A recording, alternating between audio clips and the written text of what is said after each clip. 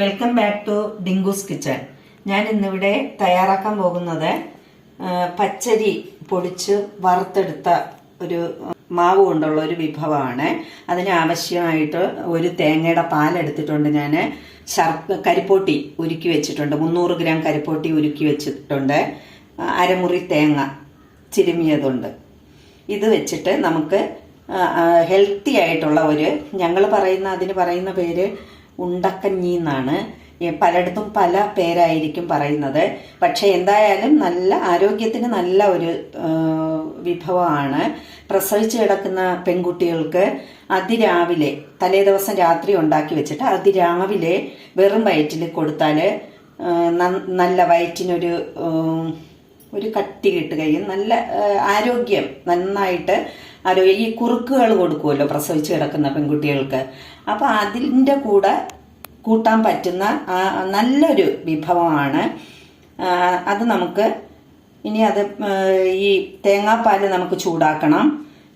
മാവ് മിക്സ് ചെയ്യണം. തേങ്ങയും കരിപ്പൊട്ടിയുടെ ഈ വെള്ളവും കൂടെ ഒഴിച്ച് നമുക്ക് അതും കൂടെ മിക്സ് ചെയ്തിട്ട് ബാക്കി പറയാം. നമുക്കിപ്പോൾ ഒരു തേങ്ങയുടെ പാലാണ് ഇവിടെ എടുത്തിരിക്കുന്നത്. അപ്പം 300 ഗ്രാം കരിപ്പോട്ടി ഞാൻ ഉരുക്കി അരിച്ചു വെച്ചിട്ടുണ്ട്. അപ്പോൾ അതിൽ നിന്ന് കുറച്ച് ഇതിലോട്ട് ഈ തേങ്ങാപ്പാലിലോട്ട് ഒഴിച്ച് അതൊന്ന് തിളപ്പിക്കാനായിട്ട് ഗ്യാസിലോട്ട് വയ്ക്കാം. അതൊന്ന് അവിടെ ഇരുന്ന് തിളയ്ക്കട്ടെ. തിളയ്ക്കുമ്പോൾ നമുക്ക് അടുത്ത മാവ് മിക്സ് ചെയ്തെടുക്കാം. ഞാനിതിപ്പോൾ ഒരു നാഴി പച്ചരി പൊടിച്ച് വറുത്ത് നന്നായിട്ട് മൂപ്പിച്ചെടുക്കണം. നന്നായിട്ട് വറുത്തെടുത്ത ആ മാവിലോട്ട് അരമുറി തേങ്ങ തിരുമിയത്, എന്നിട്ട് ഈ കരിപ്പോട്ടി ഉരുക്കിയത്,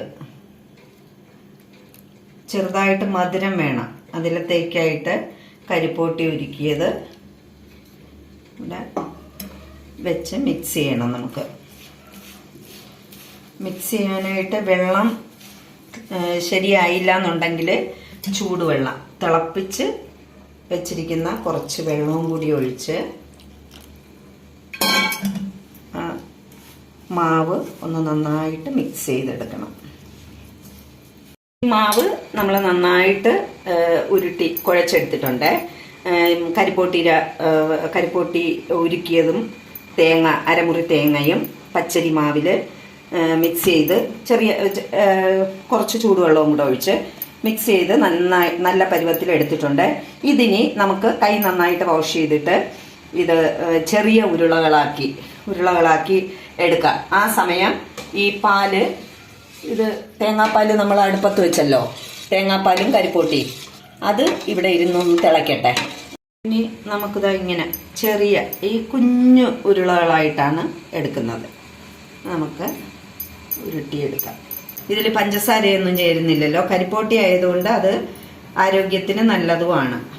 പാൽ നമ്മൾ അടുപ്പത്ത് വെച്ച് നന്നായിട്ട് ഇതാ തിളയ്ക്കുന്നുണ്ട്. ഈ തിളയ്ക്കുന്ന ഇതിലോട്ട് ഈ പാത്രത്തിലോട്ട് ഞാനിപ്പോൾ ഈ ഉരുട്ടി എടുത്തിട്ടുണ്ട്. ഇതെല്ലാം ഉരുട്ടി എടുത്തിട്ടുണ്ട്. അത് ഓരോന്നായിട്ട് അതിലോട്ട് ഇട്ട് കൊടുക്കാം.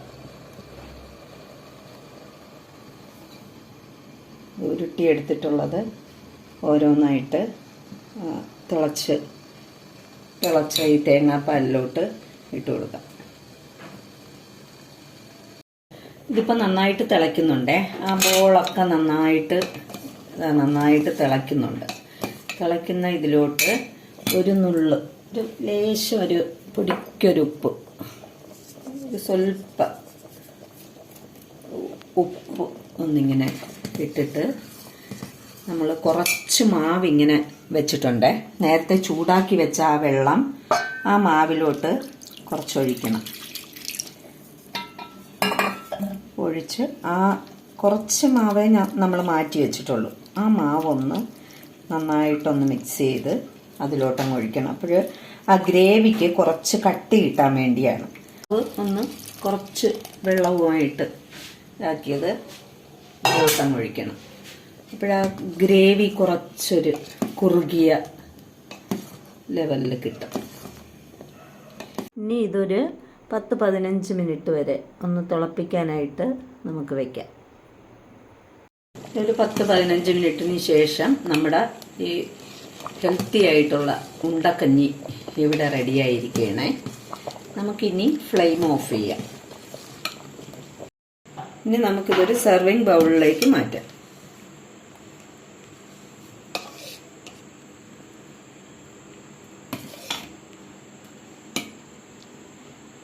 ഈസി ആയിട്ടുള്ള ഒരു ഉണ്ടക്കഞ്ഞി റെഡി ആയിട്ടുണ്ട്. വീഡിയോ ഇഷ്ടപ്പെട്ടിട്ടുണ്ടെങ്കിൽ ലൈക്ക് ചെയ്യണം, ഷെയർ ചെയ്യണം, സബ്സ്ക്രൈബ് ചെയ്യണം. Okay, thank you.